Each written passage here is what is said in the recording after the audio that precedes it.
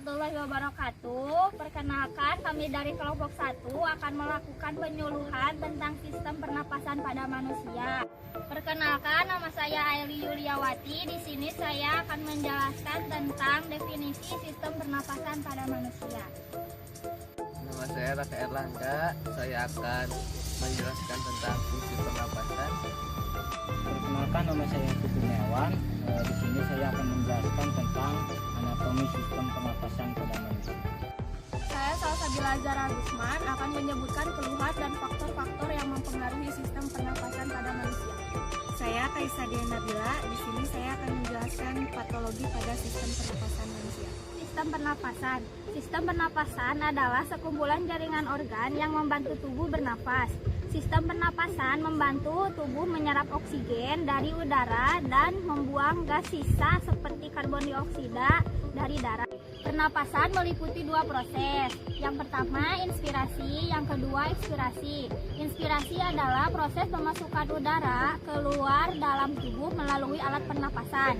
Yang kedua ekspirasi, proses pengeluaran udara pernapasan ke tubuh melalui alat pernapasan. Berdasarkan tempatnya terbagi 2 macam, yaitu respirasi eksternal dan respirasi internal. Respirasi eksternal adalah pertukaran gas O2 dan CO2 dari udara luar masuk ke aliran darah melalui alveolus. Sedangkan respirasi internal adalah pertukaran gas O2 dan CO2 yang terjadi di dalam sel-sel tubuh. Jadi pada sistem pernapasan manusia. Influenza. Influenza adalah penyakit yang disebabkan oleh virus influenza. Gejalanya yaitu pilek, hidung tersumbat, bersin-bersin, dan gatal pada tenggorokan. B. Asma. Asma merupakan suatu penyakit penyumbatan pada saluran pernapasan yang disebabkan oleh alergi pada rambut, bulu, debu, atau faktor psikologis. ISPA. ISPA adalah penyakit infeksi akut yang melibatkan pada saluran pernapasan, yaitu hidung, sinus, faring, atau laring, yang dibedakan atas infeksi pada saluran pernapasan bagian atas dan bagian bawah. Gejalanya yaitu pegal-pegal, beringus, batuk, sakit kepala, dan sakit tenggorokan. D. Infeksi kronis pada paru infeksi. Kronis pada paru dikenal dengan TPOK atau COPD. Pada saluran napas bagian bawah dengan gejala berupa kesulitan pada waktu ekspirasi. Penyakit yang ditemukannya yaitu asma, bronkitis kronis, dan emfisema. ARDS atau gawat napas. Membran alveolus atau kapiler mengalami trauma secara difusi yang mengakibatkan permeabilitasnya meningkat sehingga berakibat oedem paru-paru dan etelektalitas. F. Tuberkulosis atau TBC adalah penyakit yang diakibatkan oleh serangan bakteri Mycobacterium tuberculosis. G. Kanker paru-paru. Kanker paru-paru merupakan yang mempengaruhi pertukaran gas di paru-paru. Kanker paru-paru dapat menjalar ke seluruh tubuh. Kanker paru-paru berhubungan dengan yang sering merokok atau perokok pasif juga dapat menderita kanker paru-paru. Anatomi sistem pernapasan pada manusia. Anatomi sistem pernapasan pada manusia terdiri dari beberapa organ. Yang pertama ada organ hidung. Hidung adalah organ terluar dari pernapasan pada manusia. Fungsi hidung yaitu mengatur oksigen dan karbon dioksida. Selanjutnya sebagai indera pembau dan tempat penyaringan. Yang kedua yaitu paring. Paring adalah nama lain dari tenggorokan. Organ penghubung dari hidung ke tenggorokan. Fungsinya yaitu menjadi jalannya udara, memisahkan udara dari makanan dan air. Lalu selanjutnya yang ketiga yaitu ada laring. Yang keempat yaitu trakea, sebagai penyedia akses pernapasan bagi tubuh.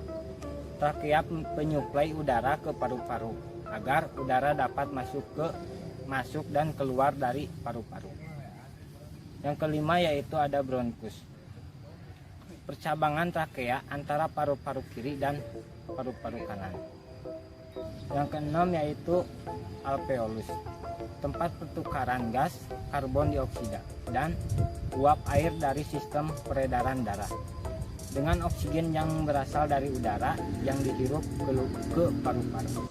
Yang ketiga yaitu organ respirasi atau pernapasan yang berhubungan dengan sistem pernapasan dan sirkulasi darah atau dalam tubuh vertebrata yang bernapas dengan udara.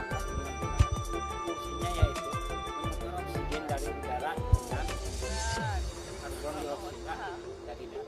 Pada saluran pernapasan manusia, gangguan pada fungsi paru biasanya ditandai dengan manifestasi klinik berupa keluhan dan gejala-gejala pada sistem pernapasan sebagaimana berikut ini. Yang pertama, bersin, batuk, nyeri dada, dan sesak nafas. Faktor-faktor yang mempengaruhi pernafasan berlangsung normal ada 7. Yang pertama, suplai oksigen yang adekuat. 2. Saluran udara yang utuh di mana tidak ada hambatan saluran udara yang mengalirkan O2 melalui tracheobronchikal menuju membran alveolus kapiler. 3. Fungsi pergerakan dinding dada dan diafragma yang normal. 4. Adanya alveoli dan kapiler yang bersama-sama berfungsi membentuk unit pernafasan dalam jumlah yang cukup. 5. Jumlah hemoglobin yang adekuat untuk membawa O2 pada sel-sel tubuh.